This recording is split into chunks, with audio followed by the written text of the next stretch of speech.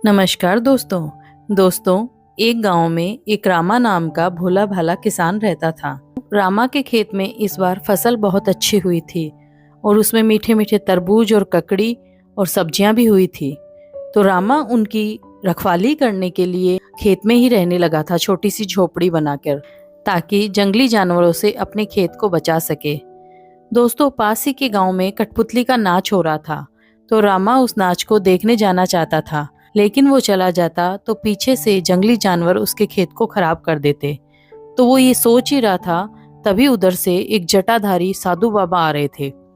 तो उसने सोचा कि मैं कुछ ऐसा करूं कि ये साधु बाबा यहाँ पे रह जाए और मेरे खेत की रखवाली कर ले।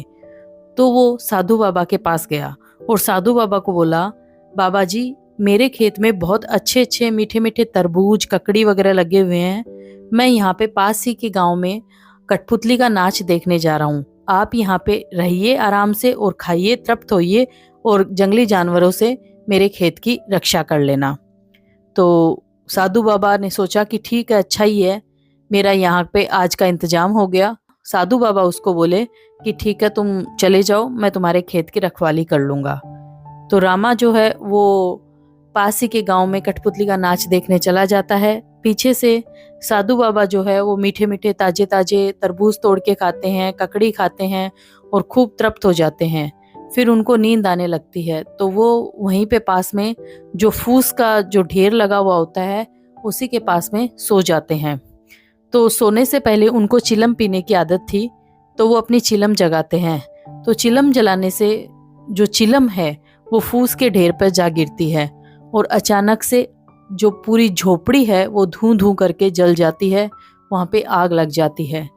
तो बाबा जी वहाँ से भागना चाहते हैं, लेकिन वो अपनी ही धोती में अटक कर गिर जाते हैं और वो वहाँ से नहीं भाग पाते और उसी अग्नि में वो जलकर भस्म हो जाते हैं। थोड़ी देर बाद जब गांव वाले उधर आते हैं और देखते हैं कि रामा का खेत है वो जल रहा है, उसकी जो झोपड़ी है वो जल रही है, तो वो सोचते हैं कि कहीं रामा को कुछ हो तो नहीं गया है। वो जोर जोर से रामा रामा आवाज लगाते हैं, लेकिन वहां से कोई आवाज नहीं आती।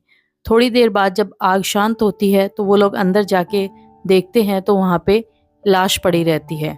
वो लाश तो बाबा जी की होती है, लेकिन वो लोग लाश पूरी तरह जल चुकी होती है, तो वो लोग सोचते हैं कि रामा ही जल के मर गया है। तो वो लोग बहुत दुखी होते हैं। उनमें रामा का भाई भी होता है और रामा के परिवार वाले भी होते हैं।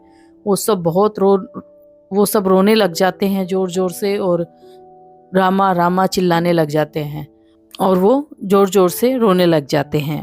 फिर वो लोग रामा का अंतिम संस्कार कर देते हैं और अपने घर चले जाते हैं। जब रामा वापस कठपुतली का नाच देख के आता है तो वो देखता है कि उसकी झोपड़ी जली हुई है और बाबा जी वहां नहीं है।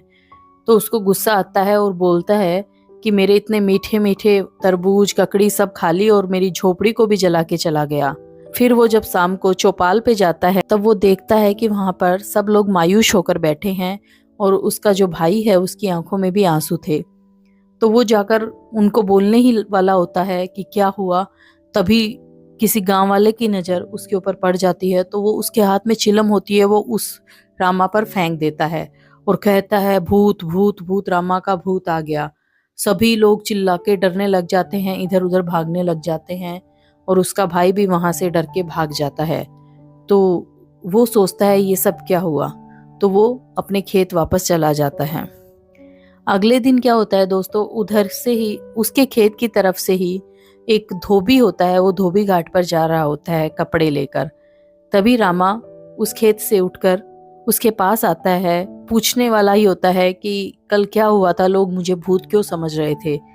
तभी वो धोबी है वो रामा को देखता है और वो एकदम से डर जाता है और अपनी जो गठरी है वो वहीं छोड़कर भूत भूत कहकर भागने लगता है और वो गांव वालों को बुलाकर लेके आता है। गांव वाले लाठी डंडा वगैरह लेकर आते हैं उसको पीटने के लिए।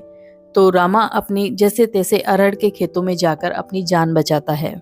फिर जब वो लोग उसको ढूंढ के इधर उधर चले जाते हैं वापस, तो रामा सोचता है ये आखिर हो क्या रहा है।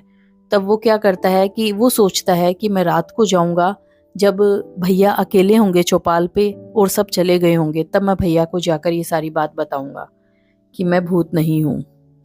तो जब वो रात को जाता है करीब 9 साढ़े 9 बजे होते हैं, तो सभी लोग अपने अपने घर चले गए होते हैं और रामा का भाई भी उठकर जाने वाला ही होता है। तभी रामा जो है वो नीम के पेड़ के पीछे से बोलता है भैया। तो तभी रामा का भाई डर जाता है और जोर से चिल्लाता है। तो उसके चिल्लाने की आवाज गांव वालों को सुन जाती है और गांव वाले वापस आते हैं। तो गांव वालों के डर से रामा फिर से भागकर अपने खेतों की ओर चला जाता है। दोस्तों, अगले दिन उस गांव में थानेदार आता है अपने सिपाहियों के साथ। वो किसी डाकू की तलाश में था। तो उसने सुना था उस गांव में भूत का बोलबाला हो रहा है। तो वो सोचता है कहीं वो डाकू ही तो भूत बना हुआ नहीं है। तो वो गांव वालों को कहता है कि आप लोग मुझे वहां लेके चलो जहां वो भूत रहता है, और आप लोग भी मेरे साथ चलो। तो गांव वाले उसको वहां पे लेके जाते हैं। जो थानेदार के सिपाही होते हैं, वो जो घोड़े होते हैं उनको, उनके जो पीछे की टांग होती है, पैर होता है, उसको पेड़ों के बांध देते हैं, जिससे कि वो वहां से भाग नहीं सके और जरूरत पड़ने पर सिपाही लोग और थानेदार लोग उस पर बैठकर वहां से भाग जाए। तो ये सोचकर वो उसे बांध देते हैं। तभी रामा जो है गांव वालों को और थानेदार को अपनी ओर आते हुए देखता है, तो उठकर भागना चाहता है। तभी वो सोचता है कि मैं इस तरह से कब तक भागूंगा, इनका सामना करना चाहिए। तो सामने आकर बोलता है, हाँ मारो मुझे, मैं भूत हूँ, मारो, मैं जिंदा भूत हूँ। तो सभी गांव वाले डर जाते हैं और डर के वहां से भाग जाते हैं। और जो थानेदार होता है वो भी डर जाता है, सिपाही भी डर जाते हैं। तो वो लोग भागना चाहते हैं। थानेदार जब घोड़े पर बैठता है तो घोड़ा आगे नहीं बढ़ पाता, क्योंकि वो नीचे से उसकी टांग बंधी हुई थी। तो थानेदार सोचता है कि उस भूत ने उसकी टांग पकड़ ली है, इसलिए वो आगे नहीं दौड़ पा रहा है। तो वो वहीं घोड़े को छोड़कर भाग जाता है। अगले दिन गांव में ये खबर फैल जाती है कि रामा का जो भूत है उसने थानेदार और सिपाहियों को भी वहां से भगा दिया था डराकर। तो गांव वाले एकदम से डर जाते हैं।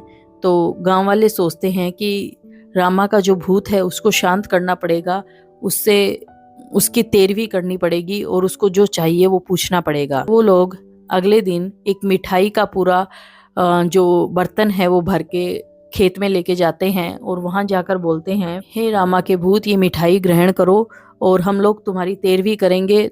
हम लोग से क्या गलती हो गई, तुम अपने स्थान पर वापस जाओ और गांव वालों को परेशान मत करो। हम लोग तेरवी करेंगे, तब तुम आना, वहां मिठाई खाना, सब कुछ करना और यहाँ से शांति से चले जाना। रामा ये सब देख रहा था।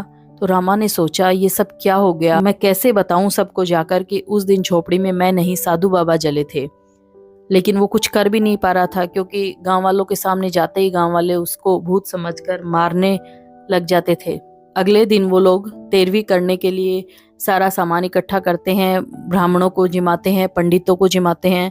इधर रामा सोचता है कि मैं क्या करूं ऐसा कि मेरी सच्चाई सबको पता चल जाए। तो वो उस जगह जाकर देखता है कि वहां पर सब आए हैं, सब वहां पे दावत उड़ा रहे हैं, मीठा मीठा भोजन कर रहे हैं। लेकिन वहां पे उसकी जो बेटी थी, छोटी बेटी, उसका जो ससुर है वो वहां पे नहीं आया था। तो वो सोचता है क्यों न उनको जाकर ये सब बात बताई जाए और अपनी सच्चाई वहां बताई जाए। तो वो वहां जाता है, पास ही के गांव में होते हैं, वो वहां जाता है और उनको अपनी पूरी सच्चाई बताता है। वो उसकी सच्चाई को सुनते हैं और सारी बात समझने के बाद वो उसकी बहुत अवगत भी करते हैं। फिर वो एक तांगे में बैठाकर रामा को उसके घर लेके आते हैं। गांव वाले रामा को समधी जी के साथ देखकर बहुत ही आश्चर्यचकित होते हैं। फिर समधी जी रामा को उसके घर लेके जाते हैं और उसके घर वालों को सारी बात बताते हैं कि किस तरह से साधु बाबा जो है वो झोपड़ी में जले थे और लोगों ने रामा को भूत समझ लिया था। तो गांव वाले अपनी मूर्खता पर बहुत पछताते हैं और रामा से माफी मांगते हैं। रामा ये सब सुनकर बहुत खुश होता है और सबको माफ कर देता है। तो दोस्तों, कैसी लगी आज की हमारी ये कहानी? वीडियो पसंद आई हो तो मेरे चैनल को लाइक कीजिएगा, सब्सक्राइब कीजिएगा। मिलते हैं किसी और वीडियो में, तब तक के लिए धन्यवाद दोस्तों।